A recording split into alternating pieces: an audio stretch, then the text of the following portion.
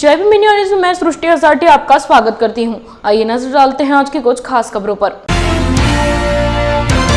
Mahavitaran company ने अपने मनमाने ढंग से बिजली बिल किसानों पर ठोक दिया।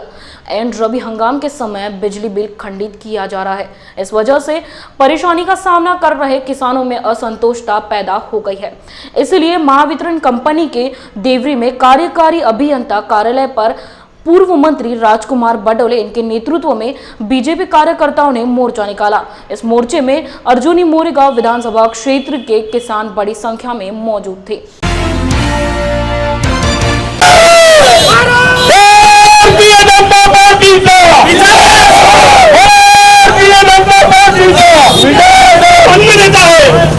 ऐसे किसान राजा पे जो 3 तिवारी सरकार का जो न्याय हो रहा है, सरकार के विरोध में ये निषेध का मोर्चा है।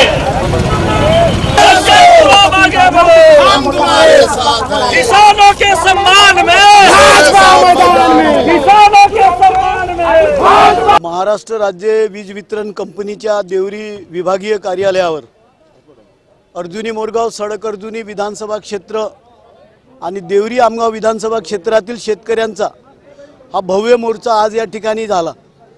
शेतकऱ्यांच्या सामान्य ज्या मागण्या आहेत की 2003चा जो वीज वितरण कायदा आहे त्या कायद्याप्रमाणे शेतकऱ्यांना समजा डिमांड भरली तर त्याचं ते 1 महिन्याच्या आतमध्ये त्याला कनेक्शन दिलं गेलं पाहिजे। 2-2 वर्षापासून कनेक्शन दिलं गेलं नाही आहे। वीजची कोणतीही रीडिंग न घेता, मीटरची रीडिंग न घेता या ठिकाणी वीज आकारणी प्रचंड मोठ्या प्रमाणात केली जाते आणि लोकांचे विजेचे कनेक्शन कापले जातात। हा प्रचंड त्याच्यामुळे शेतकऱ्यांमध्ये उद्रेक आहे या ठिकाणी। दुसरी गोष्ट लोड शेडिंग या ठिकाणी होते म्हणा 8 तास फक्त या धान उत्पादक शेतकऱ्यांसाठी 8 तास वीज पुरत नाही। त्याच्यामुळे आणि ऐन आता लोकांचं जे रब्बीचं हंगाम या ठिकाणी आहे, यावर्षी गोंदिया भंडारा जिल्ह्यामध्ये मोठ्या प्रमाणामध्ये खरीपाचं पीक गेलं। लोकांच्या हातामध्ये पैसे नाहीत ना। आता या पीक पेरणीच्या वेळेस हे लोकांचे कनेक्शन कापत आहेत। यांचा मोबाईल स्कॉट येऊन एका शेतकऱ्याच्या 10-10 फुटाचे तुकडे जर करत असेल, एकाच गावामध्ये एकाला 8 तास आणि दुसऱ्याला 12 तासला जर वीज भेटत असेल, अशा पद्धतीने एका एकराच्या शेतकऱ्याला महिन्याचा 30,000 रुपयाचा जर बिल येत असेल तर शेतकरी कशा पद्धतीने या ठिकाणी राहणार आहे। या ठिकाणी त्याच्यामुळे शेतकऱ्यांमध्ये प्रचंड रोष आहे आणि म्हणून या ठिकाणी हा गोंदिया गडचिरोली जिल्हा हे दोन्ही नक्षलग्रस्त जिल्हे आहेत आणि या ठिकाणी आता 2018 मध्ये जो विजेचं धोरण सरकारनं या ठिकाणी बनवलं त्या ठिकाणी या नक्षलग्रस्त जिल्ह्यासाठी कोणताही प्रोव्हिजन या सरकारनं केलेला नाही आहे। आणि हे 10 दिवसाच्या आतमध्ये यांनी जर या शेतकऱ्यांचे जे 24 तास त्यांना कनेक्शन वीज दिली गेली पाहिजे, त्यांना ताबडतोब डिमांड दिल्यानंतर त्याचं वीज कनेक्शन दिलं गेलं पाहिजे। शेतकऱ्यांचे जे विजेचे जे बिल आहेत, हे जे बिलाची आकारणी आहे ही मीटर लावल्याशिवाय आकारणी करण्यात येऊ नये, अशा सगळ्या मागण्या घेऊन या ठिकाणी हे शेतकरी या ठिकाणी आलेले आहेत। आम्ही गोंदिया भंडारा जिल्ह्यातील शेतकरी आहोत आणि आमची शेती ही धानाची शेती आहे। आमच्या धानाच्या शेतीला मोठ्या प्रमाणावर पाणी लागते आणि त्यासाठी आमचा हा जो सत्याग्रह आहे की आमच्या या रबीच्या धानाला 24 तास सरकारने आम्हाला वीज दिली पाहिजे आणि 24 तास आम्हाला पाणी मिळाला पाहिजे। जोपर्यंत आमच्या शेतीला 24 तास वीज मिळणार नाही तोपर्यंत रबीची फसल आमच्या हातामध्ये येऊ शकत नाही। आणि म्हणून गोंदिया भंडारा जिल्ह्यातील आम्ही शेतकरी आम्हाला विजेची मागणी आहे। ऊसाचा पीक असेल, धानाचा पीक असेल, आम्हाला 24 तास लाईट मिळण्यासाठी आम्ही हा मोर्चा या ठिकाणी घेऊन आला। आम्हाला आमच्या वावरामध्ये जो मीटर लावलेला आहे त्या मीटरची हे लोक रीडिंग घेत नाही। मीटर जळलेल्या अवस्थेमध्ये आहे। आम्ही मीटर मागतो, आमच्याकडून हे लोक डिमांड भरून घेतात, परंतु आम्हाला मीटर देत नाही।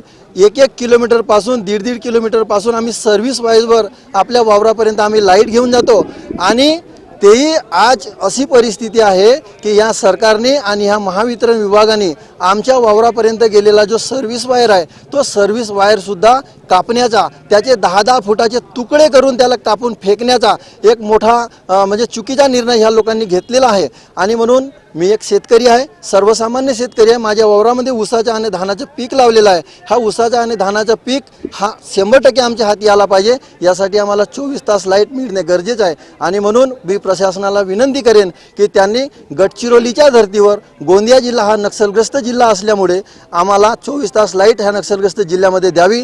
आमचा जिल्हा हा जो भाताचा जिल्हा आहे आमच्या जिल्ह्यातून वैनगंगा नदी वाहते.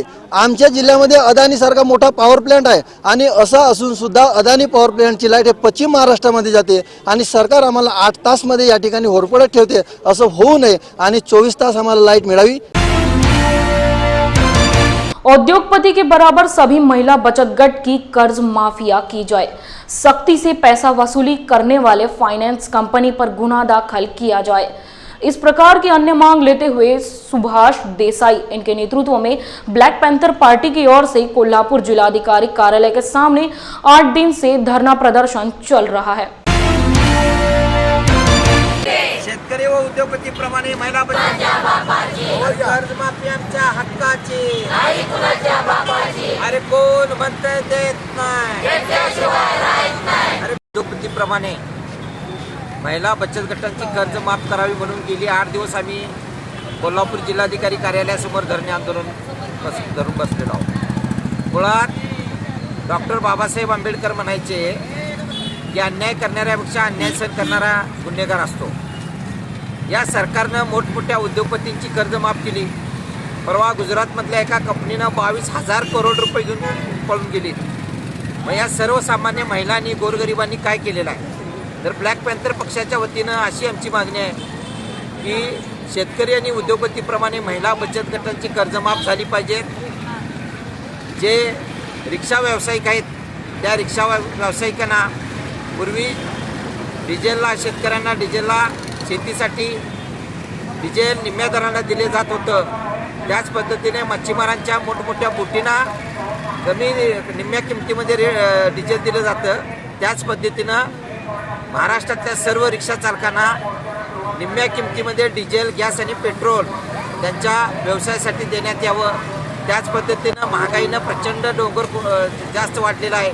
त्यामुळं जगणं मुश्किल झालेलं आहे. मुळात माणसं कोरोनामध्ये अडचणीत असताना देखील या सरकारनं खाद्यतेलाचे दर वाढवलेले आहेत, पेट्रोल डिझेलचे वाढवलेले आहेत. त्यांचे दर कमी करावं आणि या गोरगरिबांना जे नरेंद्र मोदी साहेबांनी सांगितलेलं होतं की प्रत्येकाच्या खात्यावर आम्ही 15 लाख रुपये जमा करणार, तर मोदी साहेबांना माझा आव्हान आहे की मोदी साहेब त्यातले 14 लाख रुपये तुम्ही घ्या आणि 1 लाख रुपये गरिबांच्या खात्यावर जमा करा. म्हणजे तुमचं बी चांगलं होईल आणि गरिबाचं बी चांगलं होईल. तर लोकांनी लोकांच्यासाठी चालवलेल्या राज्याला लोकशाही म्हणतात, परंतु आता लोकशाहीचं काय वाटत नाही. तर या आमच्या मागण्या मान्य कराव्या, अन्यथा हे सरकार हे गरिबांच्या विरोधात आहे आणि हे सरकार नेहमी भांडवलदारांचं हित जपते असंच नाविलाज असतो म्हणावं लागेल. आणि त्यामुळं ब्लॅक पॅन्थर पक्षाच्या या मागण्या मान्य कराव्या. या सरकारनं आणि त्यांच्या प्रशासनानं गेले 8 दिवस आम्ही बसले पण दुर्लक्ष केलेलं आहे. त्याचा राज्य सरकार, केंद्र शासन आणि त्या प्रशासनाचा आम्ही जाहीर धिक्कार करतो आणि तात्काळ आमच्या मागणी मान्य कराव्या अशी मागणी. कर्नाटक के एक कॉलेज में मुस्लिम समुदाय की एक विद्यार्थिनी को हिजाब पहनकर आने पर कुछ धर्मांध युवक द्वारा रोककर उसके सामने जय श्री राम के नारे लगाए गए. उस लड़की ने भी अल्लाह अकबर कहा, जिससे विवाद बहुत गहरा हो गया. हिजाब ये मुस्लिम समाज का शालीनता एवं सभ्यता का प्रमाण है. संविधान की धारा 14, 15, 19 और 21 मुस्लिम समाज की महिलाओं को हिजाब पहनने का अधिकार देता है. इसलिए कर्नाटक की PSI कॉलेज परिसर में मुस्कान नाम की हमारी बहन को घेर कर प्रताड़ित किया गया. इसलिए कार्रवाई करने की मांग वर्धा जिलाधिकारी के सामने निवेदन देकर की गई.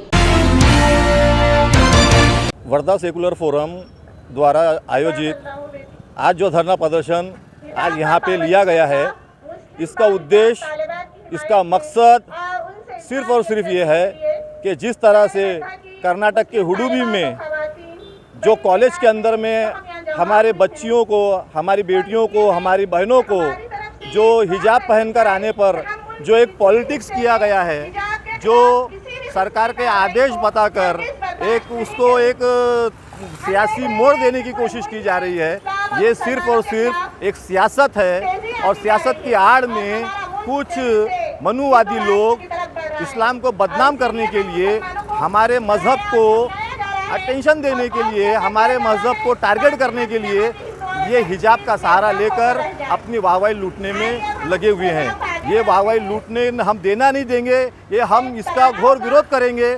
हम इसके लिए यहाँ पर ये डेपुटेशन, यहाँ पर ये विरोध प्रदर्शन, एक धरना प्रदर्शन वर्धा के अंदर में रखा गया है। इसका मकसद यही है कि कॉन्स्टिट्यूशन ने जो हमें अधिकार दिया है, कॉन्स्टिट्यूशन ने जो हमें राइट दिया है कि हर इंसान अपने हिसाब से अपनी जीवन शैली को जी सकता है, चाहे वो हिजाब में जिए, चाहे वो स्कर्ट में जिए, वो जिस तरह से जीना चाहता है वो अपनी जीवन शैली जी सकता है।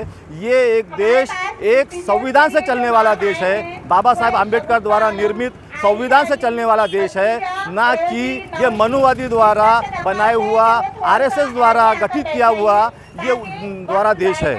ये मुसलमानों को सेकेंडरी एक दुआम दर्जे का शहरी बनाने के लिए, मुसलमानों के जरिए अपनी वाहवाही लूटने के लिए, मुसलमानों को टारगेट करके अपनी रोजी रोटी चलाने के लिए सिर्फ ये किया गया काम है। घुघुस यहाँ लंबे समय से दोपहिया वाहन खड़े हैं। उप विभागीय दंडाधिकारी चंद्रपुर के आदेश के अनुसार कोई भी व्यक्ति इन वाहनों के संबंध में उनका हक मांगने के लिए या प्रस्तापित करने के लिए उपस्थित न होने के कारण महाराष्ट्र पुलिस अधिनियम 1991 की धारा 87 के तहत घुघुस पुलिस स्टेशन में 15 फरवरी को इन 70 वाहनों की नीलामी इंस्पेक्टर बबन पुसाटे की मौजूदगी में की गई। पोलीस स्टेशन घुघुस इथे एकूण 70 वाहनाचा लिलाव करण्यात आला। एकूण 83 परवानाधारक स्क्रॅप मर्चंट लिलाव प्रक्रियेत सहभागी झालेत।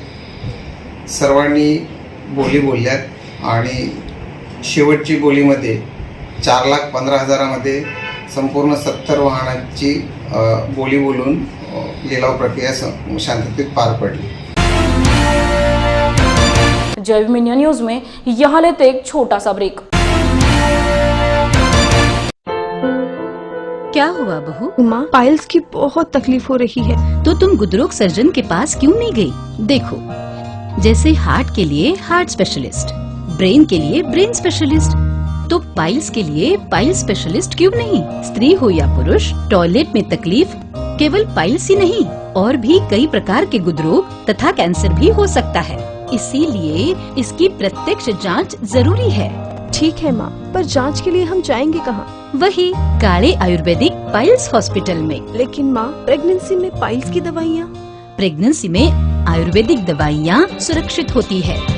जनहित में जारी काले आयुर्वेदिक पाइल्स हॉस्पिटल, औषधि चिकित्सा तथा सर्जरी ट्रीटमेंट उपलब्ध। हमारा पता उमरेड रोड, दिघौरी बस स्टॉप के पास, नागपुर। अधिक जानकारी के लिए वेबसाइट पर जाएं kalepileshospital.com। ब्रेक के बाद आपका स्वागत है। देश महाशक्ति की ओर बढ़ रहा है। स्मार्ट सिटी का सपना रंगा जा रहा है। शहर में एक बटन दबाते ही लाशों को मशीनों से ठिकाने लगाया जा रहा है, लेकिन ग्रामीण इलाकों में मुख्य गांव में कब्रिस्तान है, जबकि कई आदिवासी गांव में कब्रिस्तान भी नहीं है। महाराष्ट्र में रायगढ़ जिले के खालापुर तालुका में नावांडे आदिवासी वाड़ी में अब तक कोई कब्रिस्तान नहीं है। आज़ादी के 75 साल बाद भी ग्रामीण कब्रिस्तान से वंचित है। शमशान न होने से शवों को पत्थर पर रखकर जलाना पड़ रहा है। बारिश में शव जलाते समय ग्रामीणों को काफी मुश्किलों का सामना करना पड़ता है, इसलिए सरकार ने तुरंत यहां कब्रिस्तान बनाना चाहिए। काय एकूणच परिस्थिती आहे? परिस्थिती आमची मशीनभूमीची आता तुम्ही तर समोर बघता हो काय आहे ती। पावसाळी काय आमचे हाल होत आहेत हे सर्वांना माहिती आहे, पण कोणी इथं धावत नाही। शेवटी आमचं प्रेत आम्हालाच जाळायला लागतो। कुठं कुठे आपण मागणी केली स्मशानभूमीसाठी? आम्ही व्हिडिओकडे गेलो, व्हिडिओकडनं फॉरेस्टमध्ये गेलो, फॉरेस्टकडनं तहसीलमध्ये गेलो, तहसीलमधून पंचायतला सांगितलं, पंचायत काय ह्याच्या कानावरती घेत नाही ना, कुणाचा आम्हाला सपोर्ट पण नाही। आम्ही स्वतः धावत आहोत, सरपंचाचा नाही का कुठल्या कार्यकर्त्याचा नाही, आम्ही आदिवासी म्हणून सर्व मिळून जाता विचारता व्हिडिओमध्ये, तहसीलदारमध्ये आम्हाला तेच सांगतायत का तुम्हाला पंचायतना तुम्ही बघा जाग्याचा व्हिडिओ बोलला। ओके। ही पावसामध्ये आम्हाला रस्ता पण यायला जायला नाही, चिखलामध्ये यायला लागतो पेत घेऊन, आणि नंतर इकडे आल्यावर पण वर काय हे नाही. पाऊस लागला का मग परत ती इजून जातं सर्व, जसा तसा माणूसही राहतो. काय मागणी आहे तुमची? मागणी म्हणजे अशी आता मशीनभूमीच आमची कोण कानावरच घेत नाही. भविष्यामध्ये असं आहे की इतक्या वर्ष झाली देश स्वतंत्र होऊन 75 वर्ष झाली, तरी आमच्या नावंडे आदिवासी वाडीला अजूनपर्यंत स्मशानभूमी नाही आहे.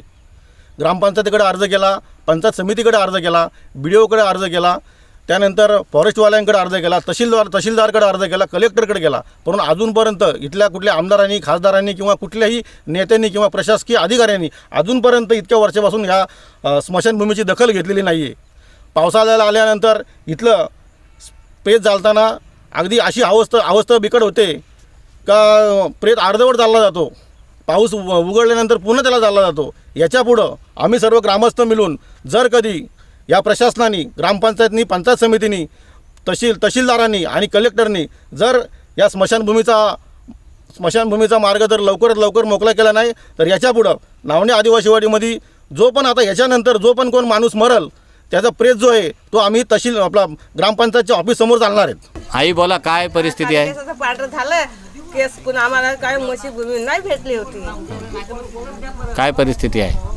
काय परिस्थिती आहे ती लोक बांधून देतील तेव्हा आम्ही जाळतील, नाही तर मग याच्यात मातीमध्येच गाडून टाकतात. पावसाळ्यात काय हाल होतात? पावसाळ्यात चिखल खाली ते दर काढला, त्याच्यातला पाणी निघतो, त्याच्यात पूर राहायची. कोण फाटी आणलं तर ते जातील, फाटी आणली तर जातील, नाही तर गाडून टाकायची. हो वरती कापड टाकायचं. हो. पाऊस पडल्यावर काय होतं मग? पाऊस पडल्यावर कसं जाळतात? कापडा टाकून त्याने गवत नाही तर काहीतरी टाकतात. पाऊस पडला तरी अंगावर काय नाही, तसंच मैत कापड घालून त्याने मैत घेतला. मग काल्याचं पांढरा केस झालं तेव्हा नाही मशीन भूमी ना. आता आम्हाला मशीन भूमी, आता आम्ही जाऊ तेव्हा आम्हाला द्या. आता जायची वेळ आले. कसं करतो म्हणजे मैत निघाल्यावर तिथनं चालता रस्ता नाही भेटत. चिखलातनं यायला लागतो. पावसाळी शेतात चिखल असतो. ह्या एक साईडनी एक रस्ता केले तर रस्ता नाही, काही नाही. इथं येऊन मुसमेवर आणायचा, तसेच लाकडं जाळायची, लाकडावर पाणी पडणार. पाणी पडल्यानंतर मनुष्य जाळत नाही पूर्ण. झाल्यानंतर मग काय होतं का परत लाकडं आणा, तो उचला लाकडाने, परत तो मैत त्याच्यावर ठेवा. पाणी जर भरला खड्ड्यात तर पाणी इकडनं काढा, तिकडनं काढा. तुम्हाला स्वतंत्र हे दिसतं बघा नालं काढलेले. हे कसं काय मैत जाळणार? बघा, कारण कसं इस्तू राहते तर त्यांनी मनुष्य लाकडा जाळून मनुष्य पेटतो. पेटल्यानंतर तीच जळली आणि मनुष्य जळलं नाही तर त्याला परत लाकडं कुठून आणायची शोधून? पावसाळ्यामध्ये आणू शकत नाही. कारण आपल्या घरची किती सुखी राहणार ती तेवढीच. कारण घरची कोण लाकडं काढत नाही, बाहेर गेल्याशिवाय कोण लाकडं आणत नाही. आणि आमची ही अशी परिस्थिती कशी स्मशानभूमी लवकर जर झालीच तर, नाहीतर आम्हाला पुढं आंदोलन. कांग्रेस के प्रदेश अध्यक्ष नाना पटोले ने कहा कि जब तक प्रधानमंत्री महाराष्ट्र से माफी नहीं मांगते तब तक हम राज्य में अपना भाजपा विरोधी आंदोलन जारी रखेंगे। पत्रकारों के सवालों का जवाब देते हुए नाना पटोले ने कहा कि मैं वाशिम जिले के पोहरा देवी यहाँ आशीर्वाद लेने आया हूँ। यहाँ पटोले द्वारा कहा गया कि देश की पहचान को नष्ट करने की कोशिश कर रहे नरेंद्र मोदी की सरकार को देश से निकाल दिया जाना चाहिए। भाजपच्या भ्रष्टाचाराचं काही भ्रष्टाचारी चेहरे देशाच्या समोर आणणार आहेत आणि म्हणून त्या भीतीनं आज महाराष्ट्रामध्ये ईडीच्या धाडी विरोधकांवर करायचं. केंद्र सरकार 2014 पासून नरेंद्र मोदीचं सरकार आलं तेव्हापासून ब्लॅकमेलिंग करणारं एक सरकार देशामध्ये आलं. तुम्ही आमच्या विरोधात बोललात तर आम्ही ईडी आणि सीबीआय लावू. याच गोष्टीचं आज जे काय प्रत्येक महाराष्ट्रामध्ये येत आहे, आज ज्या धाडी पडता येत आहेत त्या ब्लॅकमेलिंगच्या दृष्टिकोनातून केलेलं आहे. तरी संजय राऊत आज जे BJPचे धोंड जे आहेत भ्रष्टाचारी त्यांचे चेहरे राज्याच्या आणि देशाच्या जनतेसमोर आणतील.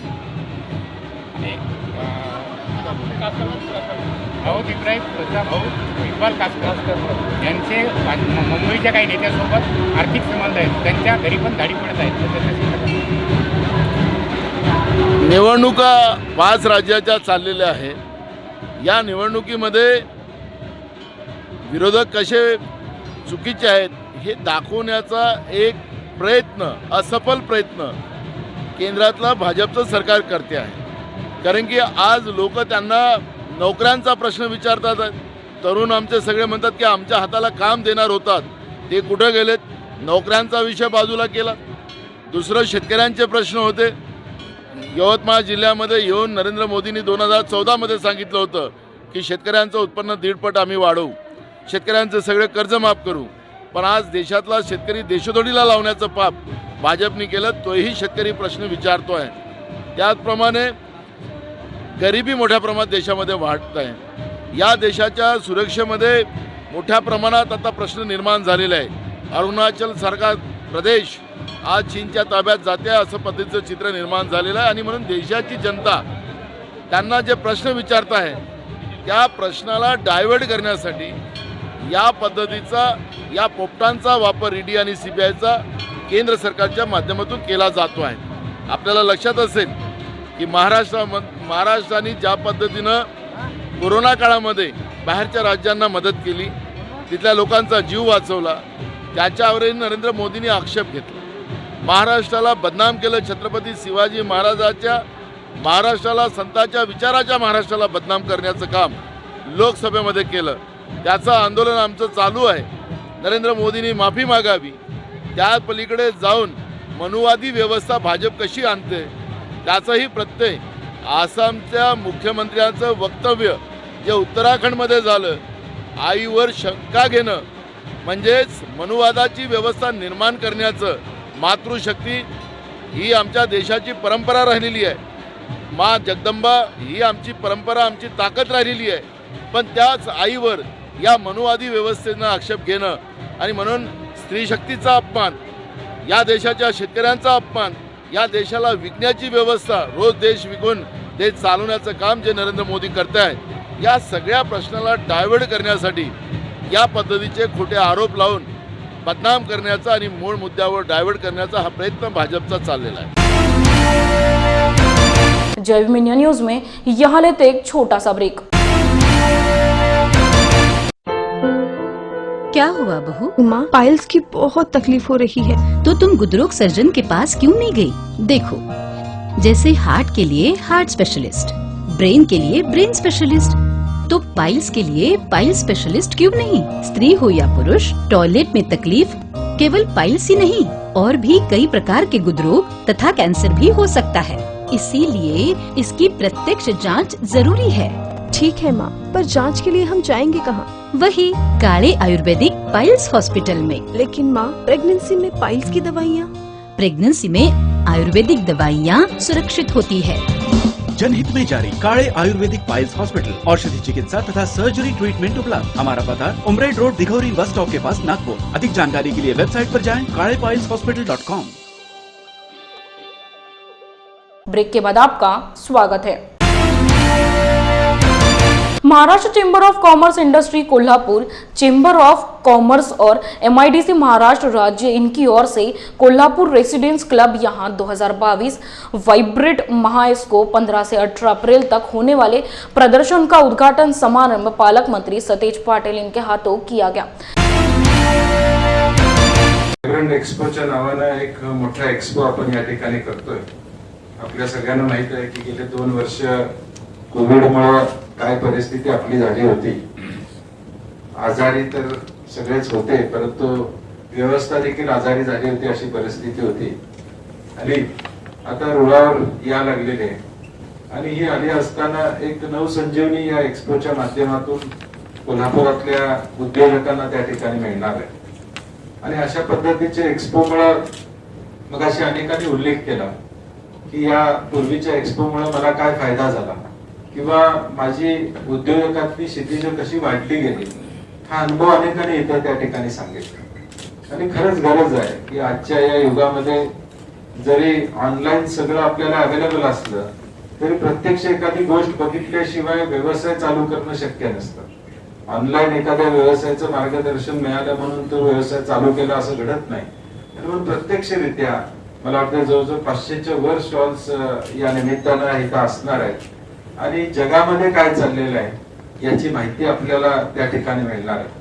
असंच मागच्या 2-3 वर्षापूर्वी इचलकरंजीला एक एक्सपो झाला होता आणि त्यामध्ये वस्त्र उद्योगातल्या राष्ट्रीय आंतरराष्ट्रीय कंपन्या सगळ्या आल्या होत्या आणि मला वाटतं ही आजच्या काळामध्ये गरज आहे.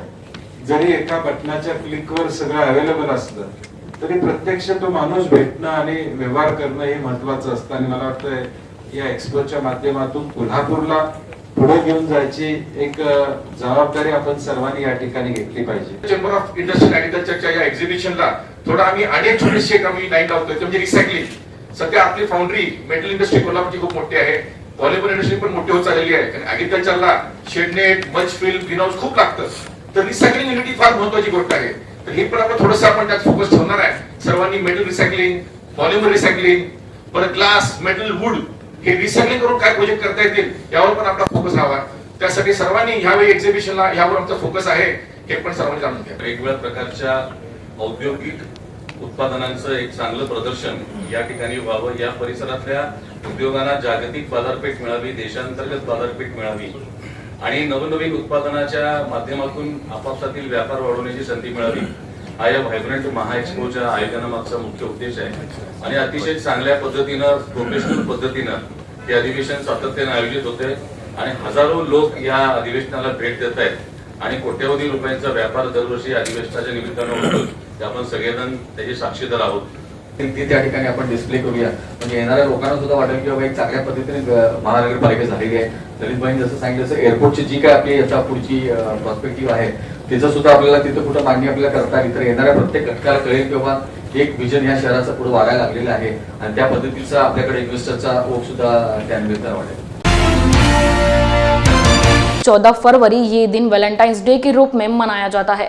इस खास दिन को प्रेमी समुद्र तट, पर्यटन स्थल, कॉलेज, काफी हाउस स्क्वायर जैसे खास स्थानों पर मनाते हैं। लेकिन युवा अस्मिता संस्था की पहल पर कुणाल चौहान के माध्यम से इस वैलेंटाइंस डे को रोटी दिन के रूप में मनाया गया। वैलेंटाइंस डे पर युवा अस्मिता संस्था के युवाओं ने रोटी दिन गतिविधि का आयोजन किया और गरीबों को भोजन दान कर मानवता का संदेश दिया। गरीबों को 2 वक्त का खाना देकर और मानवता का संदेश देकर इस दिन को बेहद ही अलग तरीके से मनाया गया। पण माझं असं मत आहे की उपाशी पोटी प्रेम करता येत नाही आणि प्रेम करण्याचा अधिकार हा सगळ्यांना आहे। श्रीमंतांच्या घरची पोरं आज बाईकवरती आपली एखादी हिरोईन घेऊन इकडं तिकडं जातील, कुणाच्या मागं कोण फुलं घेऊन लागेल। 50 रुपयाचं 100 रुपयापर्यंत आज फुलाची एका किंमत झालेली आहे। परंतु त्याच पैशामध्ये आज काही तरुणांनी ह्या युवा अस्मिता संस्थेची जी काही तरुण मुलं आहेत तर त्यांनी त्या फुलाच्या किमतीमध्ये आपल्या आजूबाजूला कोण उपाशी तर नाही ना याचा विचार केलेला आहे। देशाला स्वातंत्र्य मिळून 70 वर्ष झालेले आहेत, परंतु आज आम्ही ज्या ठिकाणी आपण उभे आहोत तर हे वीर हे महाड रायगड ह्या जिल्ह्यातलं गाव आहे आणि या ठिकाणी ह्या आदिवासी वाडीमधील जेवढी घरं आहेत तर त्या एकही घर म्हणण्याच्या लायकीचं नाही आहे। त्या घरात राहणारा माणूस आहे त्याला कुठल्या प्रकारचा रोजगार नाही आहे। कुठंतरी खेकडं पकडावीत, कुठंतरी मासे पकडावेत आणि तेव्हा त्याचं कुटुंब कधी अर्ध जेवतंय तर कधी नीट जेवत नाही। अशा परिस्थितीमध्ये आज देशाला स्वातंत्र्य मिळून 70 वर्ष होऊन गेली तरीसुद्धा त्या ठिकाणी कुपोषित बालकं दिसत आहेत। मग कमीत कमी आपण काही ठिकाणच्या लोकांना तरी जीवन घालू शकतो का? आजचा दिवस हा प्रेम वाटू शकतो का? कारण प्रेम फक्त मुलीवरच करायचं असतं असं नाही आहे, तर प्रेम हे आजूबाजूच्या आपल्या देशबांधवांवरती करायला हवं। पुलाखालीसुद्धा आज मोठमोठे उड्डाण पूल झालेले आहेत। मंत्रालयाच्या समोर लोक भिकारी बसलेले दिसत आहेत। मोठमोठ्या पुलाखाली आज लोक गोरगरीब लोक महिला मुलींसह तिथं उघड्यावर राहत आहेत, ते उपाशी आहेत। भीक मागणारी मुलं आपल्याला चौकात दिसत आहेत, परंतु तीच मुलं मंत्र्यांना दिसत नाही, महिला बालविकासला दिसत नाही, न्यायमंत्र्यांना दिसत नाही। म्हणून आज ह्या सगळ्यांनी काहीतरी ह्या युवकांकडनं शिकावं की या देशामधली परिस्थिती आजही आजचे दिनसारखी अजिबात नाही आहे। म्हणून या युवा अस्मिताच्या लोकांनी फुलं घेऊन मुलींच्या मागं लागण्यापेक्षा काहीतरी आपण करूयात ह्या उद्दिष्टानं ह्या ठिकाणी एक आपला उद्देश साधलेला आहे की काही सर्वजणांना लाखो लोकांना जीव घालू शकत नाहीत, परंतु काही वाडे वस्त्यांवरती तरी आपण महाराष्ट्रातल्या जाऊ शकतो आणि त्या दृष्टिकोनातून युवा अस्मिता संस्थेने महाराष्ट्रातील अनेक गावागावांमध्ये जाऊन त्या ठिकाणी जे शक्य होईल तेवढं लोकांना रोटी डेस म्हणून आजचा दिवस त्यांनी साजरा केलेला आहे। नमस्कार, मैं कुणाल रविंद्र चौहान। अध्यक्ष युवा अस्मिता फाउंडेशन। आज रोटी डे मनाने का ये हमने सोचा क्योंकि वैलेंटाइन डे के दिन हम अपने प्यार जो करते हैं उनके लिए कुछ गिफ्ट्स देते हैं, उनको घूमने लेके जाते हैं, तो हमने सोचा क्यों ना गरीबों को थोड़ा खाना दिया जाए, उनको खुश किया जाए। रोटी डे का मेन उद्देश्य है कि पूरे जो भारत में जितने भी गरीब लोग हैं उनको एक दिन तो पूरे 2 टाइम का खाना मिले और वो सुख से रहे और उनके जो जीवन में जो सब क्या बोलते हैं जो दुख रहते हैं तो एक दिन के लिए हम वो कंप्लीट कर दें। आज के लिए बस इतना ही। आप देखते रहिए जय भीम इंडिया न्यूज़।